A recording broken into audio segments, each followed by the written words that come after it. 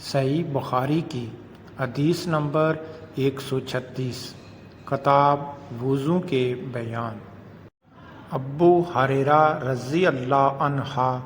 نے کہا کہ میں نے رسول اللہ صلی اللہ علیہ وآلہ وسلم سے سنا تھا کہ حضرت محمد صلی اللہ علیہ وآلہ وسلم فرما رہے تھے کہ میری امت کے لوگ وضو کے نشانات کی وجہ سے قیامت کے دن سفید پیشانی اور سفید ہاتھ پاؤں والوں کی شکل میں بلائے جائیں گے، تو تم میں سے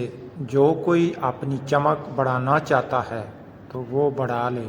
یعنی وضو اچھی طرح کرے۔ دوبارہ سنیں۔ صحیح بخاری کی حدیث نمبر 136 کتاب وضو کے بیان۔ ابو ہریرہ رضی اللہ عنہ